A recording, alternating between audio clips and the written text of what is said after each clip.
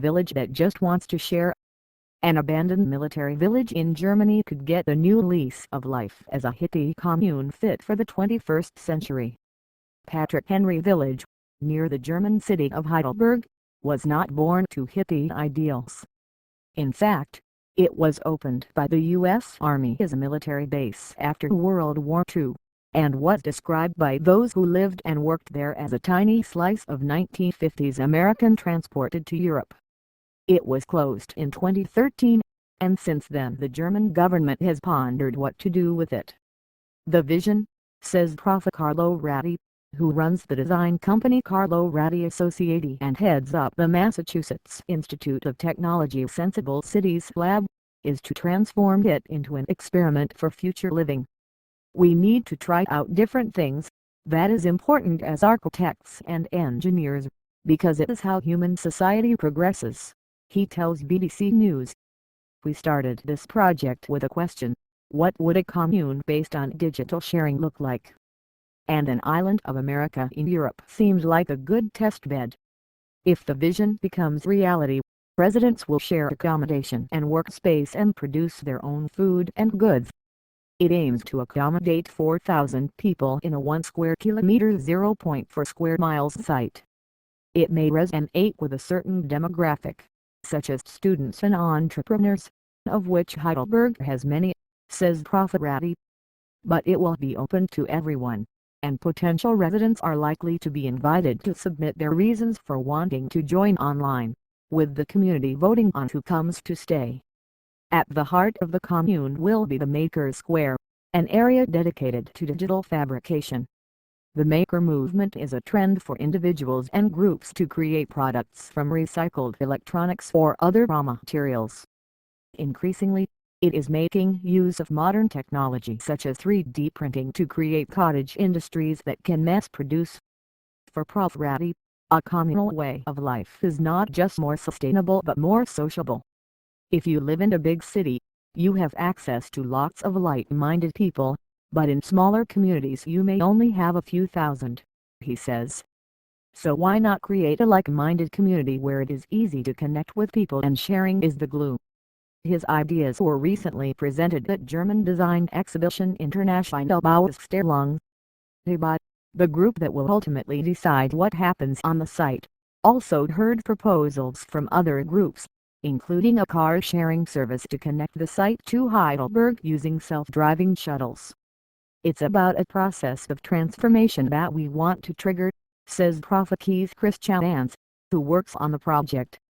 Today, we are experiencing an atomization of economic activity in ever smaller units that work complementary to large global firms.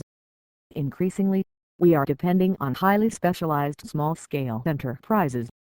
Carlo proposes the kind of infrastructure for these cross-fertilizations to take place, which will be of great value for developing the site. Whether the project can create a truly sharing community remains to be seen, but marketing expert Prof. Russell Belk thinks it is important to work out why people want to share in the first place. The sharing economy is more about short-term rental, via services like Uber, Airbnb or Zipcar, he says. True sharing is more like what happens within a family and in some non-profit communal sites like Couchsurfing and Matern, a volunteer car-sharing service in Gothenburg. Part of the difference is whether there is a sense of community and caring rather than simply convenience. The commune sounds to be somewhere in between. Most sharing ventures are not long-term operations unless they have economic as well as social incentives. Experimental living around the world. The farm, founded in Lewis County, Tennessee, by 300 flower children from San Francisco, this commune is now America's oldest. Still home to about 200 people, it maintains its original values of nonviolence and respect for the environment. Christiania, probably Europe's most famous, this commune is a neighborhood of about 850 residents in the Danish capital, Copenhagen. Temporarily abandoned in 2011, it is now open again.